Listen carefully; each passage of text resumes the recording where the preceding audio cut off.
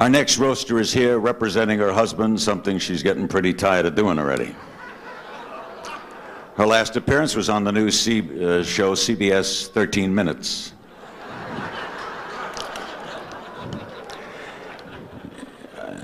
This is an extraordinary lady that we're all going to get to know better and better, I think, when she replaces her husband on the ticket.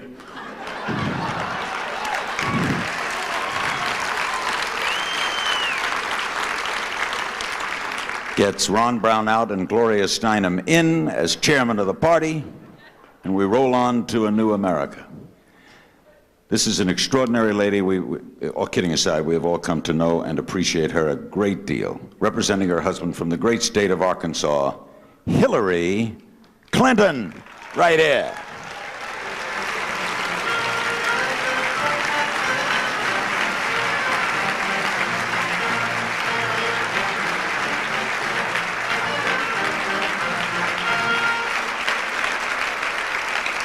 Thank you. Well, I have the answer to Larry's question. It's 10 o'clock, and where is Bill Clinton? Well, Bill Clinton, Larry, and I've come to Washington to make just a complete confession. It's hard, but, you know, there just comes a time when you have to stand up there and say it like it is. Bill Clinton is with the other woman in his life. And I'm sure you'll read about it as you're checking out of the supermarket next week. And when you do, I want you to know that you heard it first here, that he is back in Little Rock, Arkansas, which has become the capital of all kinds of stories, attending a Y-teen dance with his daughter, Chelsea.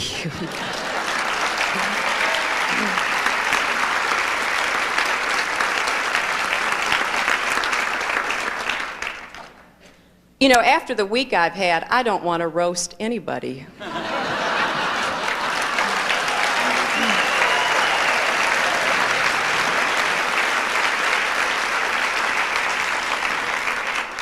I did not really understand what Bill meant a couple of months ago when we got into this presidential campaign, and he looked at me one day and he said, you know, my big problem in this campaign is I have to figure out how to escape obscurity.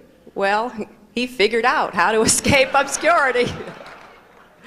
And it has been an exciting couple of days for us. And Paul, there is a very simple answer to your question about how to get on the Larry King Show.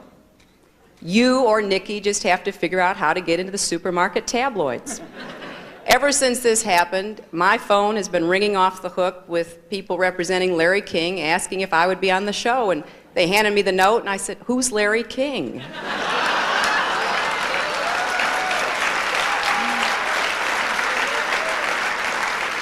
Now that I know, the answer is still no, Larry.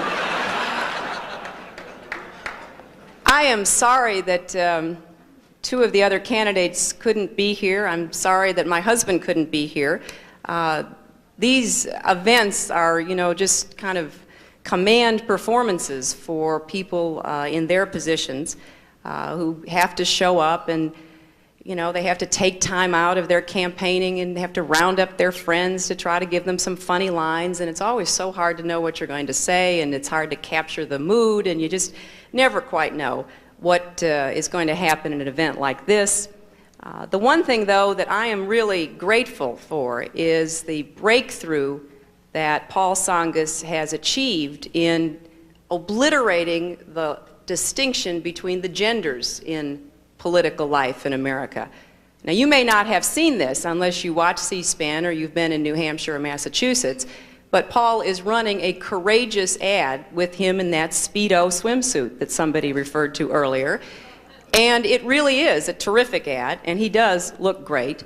And I think it sets a new standard for what we can expect of political candidates. Because remember, it is women who have walked up and down the aisle, and the closest we've ever got to be the President of the United States in the Miss America contest, year after year, and everybody watches it and says, oh, we're really interested in her talent. And you know that everybody moves up closer to the TV set when the swimsuit competition goes on.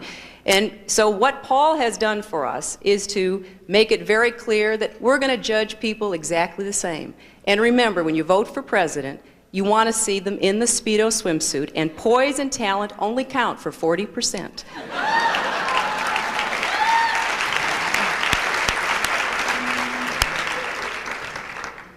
I also have heard, and I've heard so many rumors this week, I can't even keep track of them. Some of them are just extraordinary, and I bet you've heard a lot of them too, and I bet some of you have started some of them, but that's okay with me. I don't mind. The one that I liked the best, though, had to do with my old friend, Jerry Brown.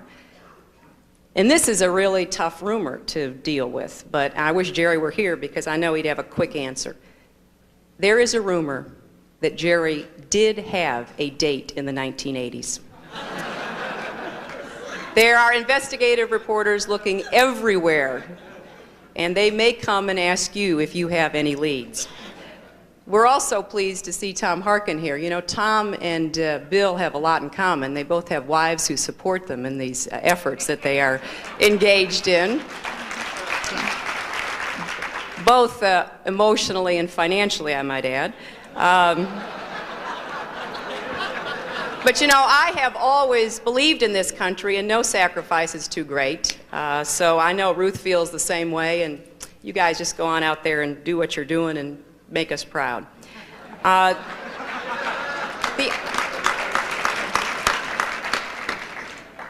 The real reason, though, we're here is to roast somebody who, frankly, has been roasted for 4 years.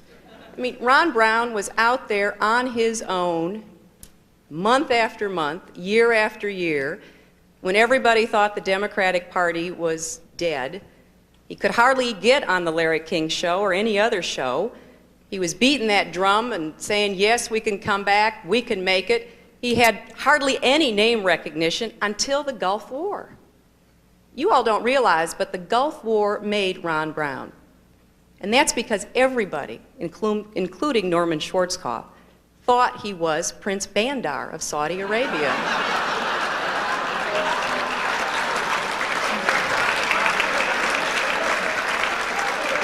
I mean, look at Ron, and then the next time you see Prince Bandar, look at the Prince.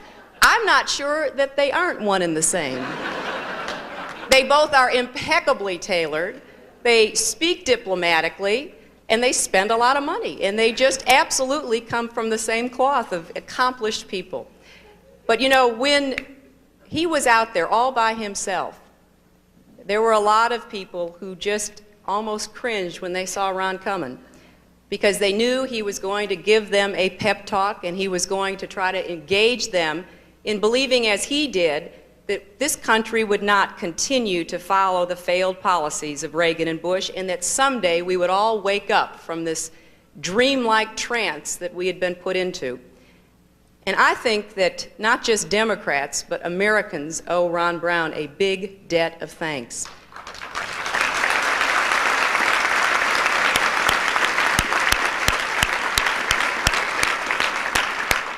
I don't think even Ron could have predicted that President Bush would so clearly exemplify what he had been saying for months and years, that the Republicans just don't get it.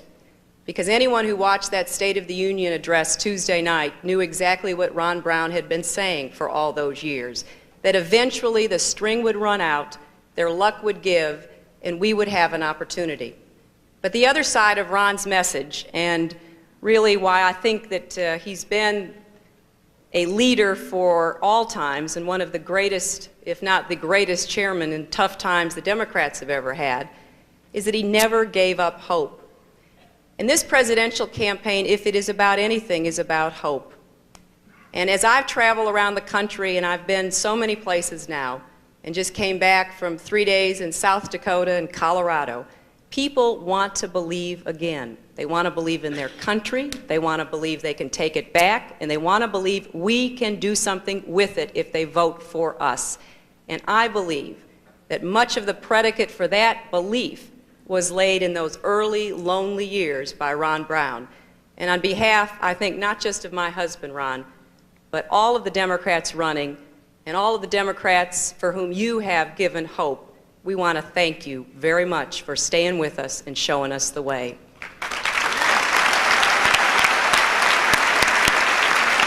Ron Brown.